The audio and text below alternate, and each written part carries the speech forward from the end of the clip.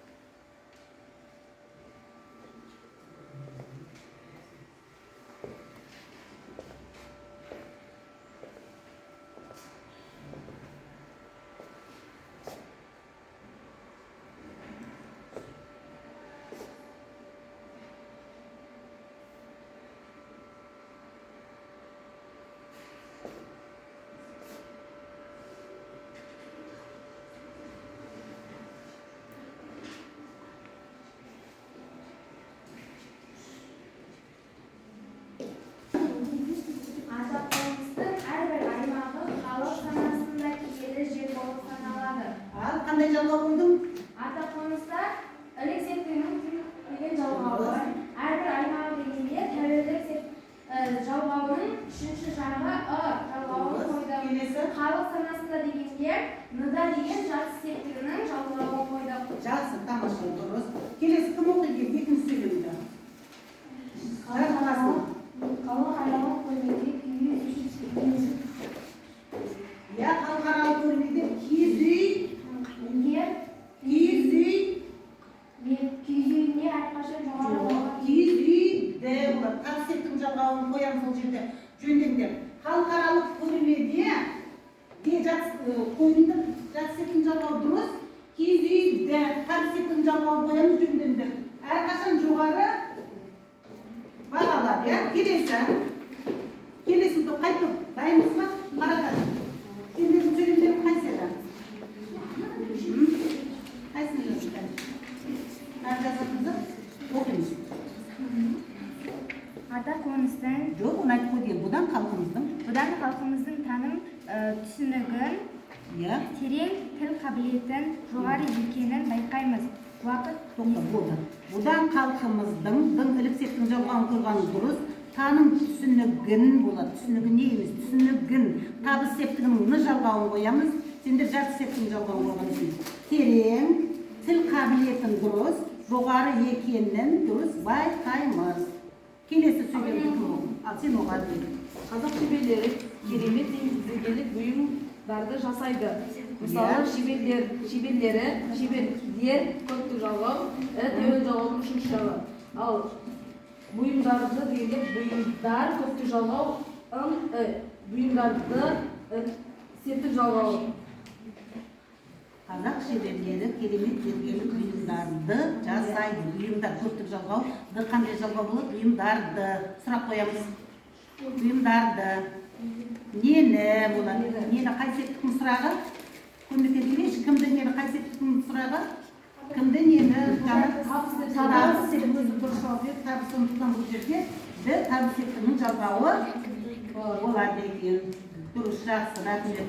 Ал енді келесі топқа келеміз. Бұл топта өздерінің екі сөйлемдерін орындады.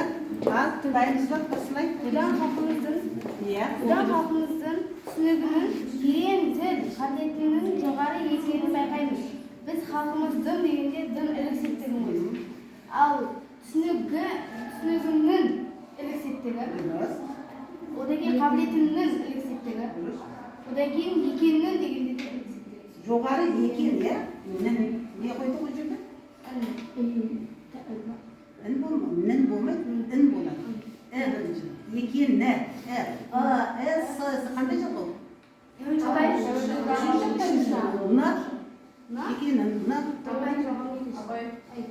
Апай, табыс септігінің жалғауы. Дұрыс, жақсы. Отыра ғой. Енді жаңа қателерін түзеп қойыңдар. Дәптерлермен қателерді түзеп. Жарайды, жақсы. Енді мен үш топты. Біз енді несін өтіп жатқандықтан, мына топта екі сөйлемді дұрыс жауап бергендіктен екі асып береміз сендерге. Мына жерде сендер екі сөйлемді осылай бағаламыз. Мына топқа. Ал, бір сөйлем орындадыңдар ма? Оқымады? Орындасың да орындадыңдар. Гүлзира оқшы ғой, екі сөйлем. Уақыт мезгілін анықтауда халқымыз өлшемін қызыл айырым болып қолданған. Мезгілінің дегенде ілік септігі. Анықтауда деген бар септігі. Бар септігі дейді. Құрсынай дұрыс ба? Дәрге, тарге, қай септік дейді? Жарты септігі дейді. Арғарай? Халқымыз өлшемін қызыл айырым қолданған. Өткенді қызық әрі мол қолданған. Отыра ғой, жақсы дейді. Екінші сөйлемде біреуі жауап береміз. Қазақ халқының тамаша табиғатын, таулы аймақты көріп отырмыз. Балалар, қазақ халқы жауын шашыны көп, ауа райы салқын, таулы аймақты жайлау ретінде қолданған екен. Жаз жайлауға қоныстанған екен. Отыра қойыңдар. Ал енді жайлауды біз білдік, қай жерге қонысынады. Жайлаудан кейін қандай қоныс бар қазақтарда? Біз қазақтар көшпелі қалау дедік, жайлаудан кейін, жаздан кейін қай не келеді? Жаздан кейін қай мезгіл келеді? Күз келеді, күзекке көшетін. Күзек пен қыстау қандай жерге орналасады? Қыстау дегеніміз қазақтардың қысқы мал жайлымы екен. Қысқы мал жайылым таулы жер болмайды. Шөлді, құмды, жел көп болмайтын, желден таса жерлерде орналасады екен қыстауда. Ал күзек сол қыстауменен бірге ілесіп кететін, жайлауға ілесіп кететін. Ал енді көктеу дегеніміз сол көктеу де осындай жалайында жаз мезгілі сияқты таулы аймақтарда шөбі шүйгін, жаңбыры көп, шөп жасы шығатын, ауа райы салқын дегенде көктеуге орналасады. Мынау киіз үйдің қандай бөлшектерін білеміз біз балалар? Қол көтеріп жауап берейікші. Жанарыз? Оба, басында шаңырақ, кереге, босаға. Осындай бірнеше бөліктерден тұрады екен. Неге біздің ата бабамыз киіз үйде тұрды? Апай, ол өйткені жинап көшіп қонуға ыңғайлы болған сол үйде. Киіз үй жинап көшіп өте ыңғайлы болғандықтан біздің ата бабаларымыз осы киіз үйді не қылған екен, пайдаланған екен.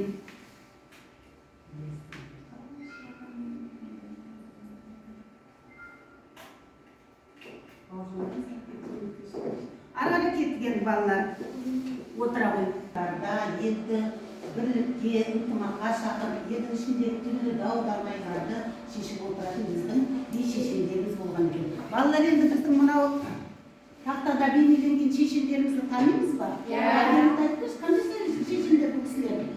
Төле би, Қазыбек би, Әйтеке билеріміз бейнеленген екен. Бұл кісілер қазақ халқының ынтымағын, бірлігін сақтап, елді сондай ынтымаққа шақырған біздің билеріміз екен. Сосын атаулы жеті жарғы деген ең бірінші алғашқы конституциямыз шығарған.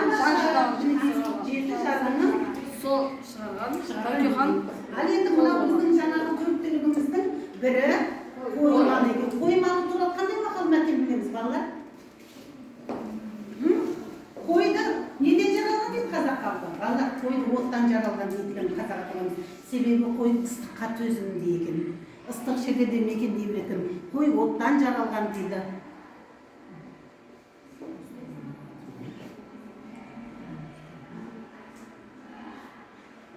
Жылқы малы, төрттіліктің бірі жылқы малы. Жылқы малы таулы жерде де, жаңбырда да, жерде де барлығына төзім деген, сондықтан қазақ халқы жылқы малын ақ мал дейді екен. Ақ мал дейді екен. Ал енді мынау жаңа қой, түйе, сиыр, бұлар көбінесе қолда асырағандықтан бұларды қара мал деп деген атайды екен. Мына жерде біздің ата-бабаларымыздың зергерлік бұйымдары өте әсем зергерлік бұйымдарды жасай білген қазақ жігіттері өнерлі болған екен. Көкпар, бәйге, ат жарысы, тай жарысы, бұлардың барлығы қазақ жігіттерінің батылдыққа, ептілікке, шапшаңдыққа, қайсарлыққа тәрбиелеген екен. Ал енді мына жерде келесі бізде қазақ халқының тағы да бір өнері, абай айтады, қан сонарда шығаданға тастан тілді табылар аңғырмады деп. Қазақ жігіттерінің саятшылық өнері. Бұл да ептілікті, жылдамдықты, тапқырлықты, қазақ жігіттерінің астында жүйрік аттары, қолдарында жаңағы бүркіті қасында құмай таза қолге шығады екен. Енді мына жерде біздің қазақ халқының ата-бабаларымыздың қандай аспаптары? Музыкалық ұлттық аспаптар екен. Күнделікті өзі осы аспаптарды пайдаланып, қолдан жазса, көңіл күй өтеді. Біздің арамызда өнерлі жастарымыз бар, домбыра алып келген екен, қыздарымыз ортаға шығайықшы кәні. Мынау кімнің домбырасы? Тарқат сен кім алды ғой? Мына кім? Ортаға шығады. Жарайды.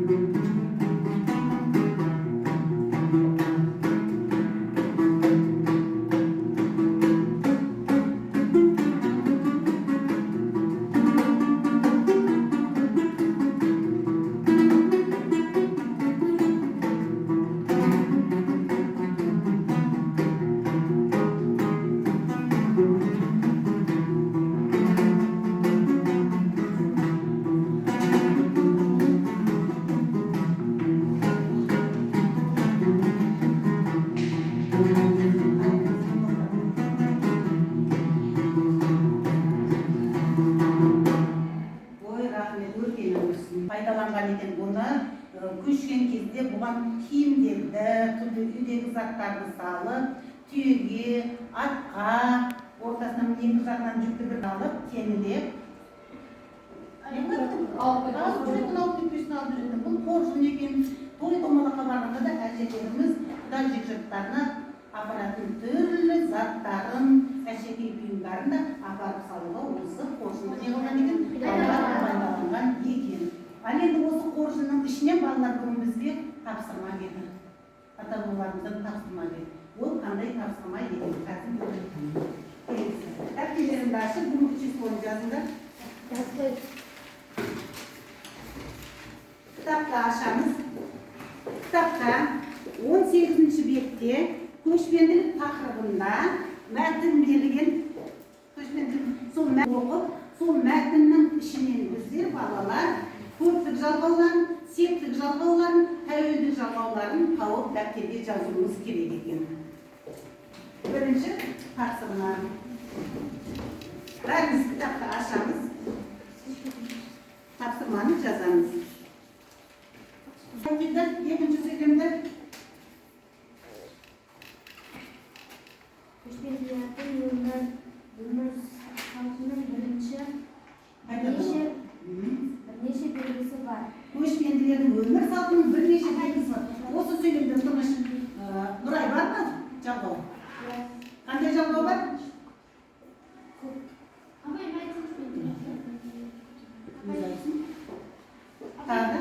Қарақат. Бұл жерде көшпенділердің дегенде дін іліксектігінің жалғауы және де лер көптік жалғауы. Лер көптік жалғау, дін іліксектігінің жалғауы. Тағда жалғау бар ма? Салтының деген әуе жалғау үшінші жаған іліксектігінің жалғауы. Түбірі қайсы екен бұл сөйлем сөзі? Сал екен записын. Дұрыстағы да бар ма? Жанар? Белгісі. Белгісі деген Түбірі? Белгісі. Тәуелдік жалғаудың үшінші жалғау. Дұрыс па балалар? Үшінші тәуелдік жалғау деп отырады. Келесі сөйлемді не жалғау еді? Олар мал шаруашылығының басым болуы жер жағдайына қарай маусымдық көшіп қону шаруашылықтың табиғи әдістерін игеруі. Дұрыс. Ал енді осы сөйлемді жалғау бар ма? Мал шаруашылығының дегендегі іліксектігінің жалғауы. Тағы да қандай жалғау бар? Тәуел жалғаудың үшінші жалғауы мал шаруашылығы дегенде қ түсіп қалады да қ келеді. Соның әсерінен Түрлі мал шаруашылық. Соңғы дыбыстың әсерінен қатаң яндан қ-ға айналып кетті да? сол Үшінші тәуелдік жалғау жалғау. Тағы да бар дейді аяулым. Олар деген көптік жалғауы. Екі алғауасы бір олар. Соңғы дыбыстың әсерінен алдыңғы түріндегі тұспатын. Олар сөзінде лар көптік жалғауы. Бір жан отырамыз. Бұзау. Ол қай малдың төлі? Сиырдың төлі екен. Сиырдың пірі деп кімді айтамыз? Сиырдың пірі. Төрт түлік малдың пірі бар, иә? Бұл сиырдың төлі екен. Ал төрт түлік мал сиырдың пірі деп кімді айтамыз? Балалар естен өтсіңдер. Төрт түлік малдың пірлері бар. Үйде сиыр бар ма? Соғамыз ба? Сиырдың пірі деп кімді айтамыз? Білмесең дәптеріңді ашып қой. Сиыр малдың пірі зеңгі баба. Ашып жазып қой. Зеңгі баба екен.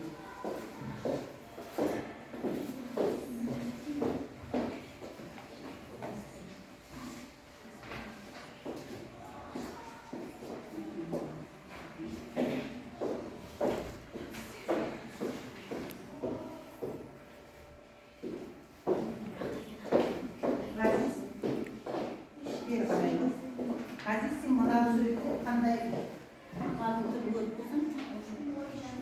Қой, иә? Қойдың түрін қалай аталады? Қозы деп аталады. Қой малының пірі деп кімді айтады? Сиыр малының пірі деп зеңгі бабаны айтады екен. Қой малының пірі көмекке келетін оқушылар бар ма? Төрт түлік малдың пірлерінің бастауыштарын өтпесін ғой? Төрт түлік малдың. Сиыр малының пірі зеңгі бабаны. Қой малының пірі шоба, біліп алыңдар, біліп жүріңдер. Олар жалғау екен. Отырады. Мұсылман сол? Таулар. Қандай көзге жалғау бар? Бар, жақсы. Бес мың.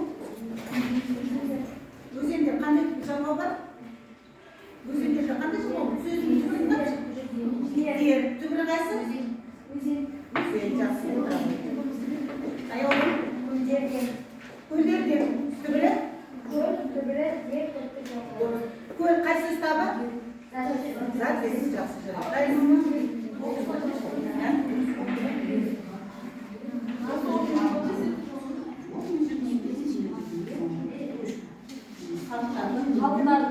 Халықтардың дейді дым. Қайсеттіктің жалғау? Ілік септің жалғау дұрыс жақсы. Келесі? Көшпенділердің Иә. зіл осы Ілік септің. Дың. Жуан дауысты дыбысты түбірге жалғана ма? Жіңішке дауысты дыбысты түбірге жалғана ма? Дың. Дұрыс айтты ма? Дың.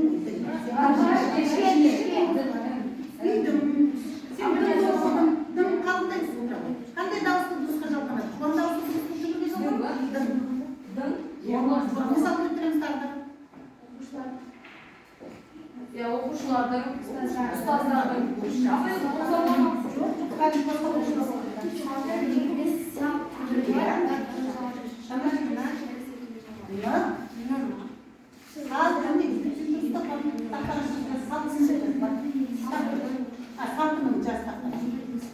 белгісі бағыты тәуелсіздік жалғауының үшінші жағы. Игеру дегенде игеру түбірі болады. Тәуелсіздік жалғауының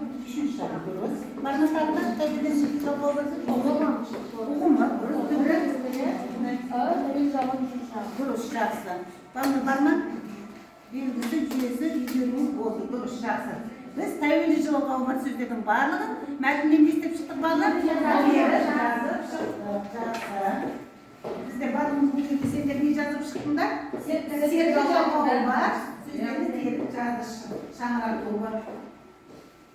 Босаға тобы, мәтіннен көптік жалғауы бар, сөздерді теріп жазып. Ал енді Нұралы, қазақ тілінде қандай жалғаулар бар екен, айтып шықшы. Қазір осы үшті бөліп жазып. Тәуелді, септі, көпті, тамаша, жіпті.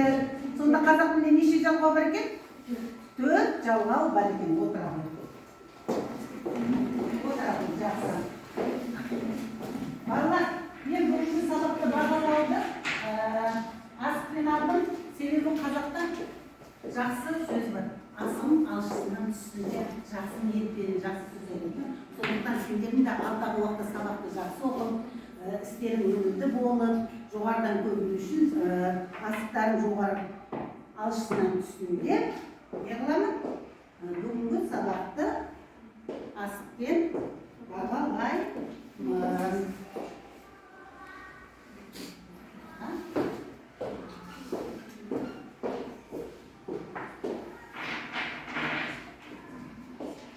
Асыққа байланысты қандай ойындар бар? Олар білеміз ба? Айтыңызшы.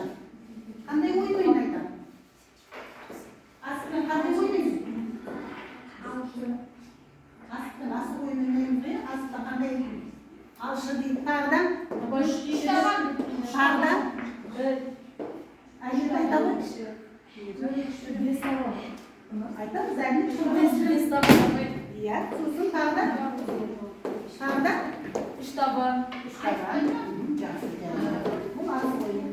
Татуланатын сөзде екен. Осылаймыз. Осылай сөз бағалар. Мен әрқандай. Сәл қаламызды еш бастадық балалар.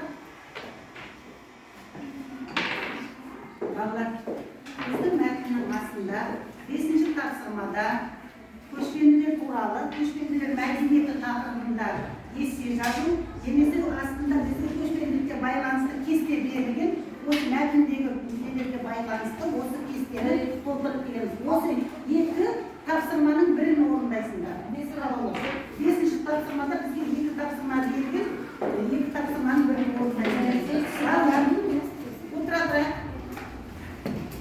Сонымен бүгінгі тапсырмада сабақтан біз қандай тақырыппен таныспыз? Көшпенділер немен айналысты? Мал шаруашылығымен, өнермен, киім тоқумен, Егіншілікпен, дұрыстай зерделікпен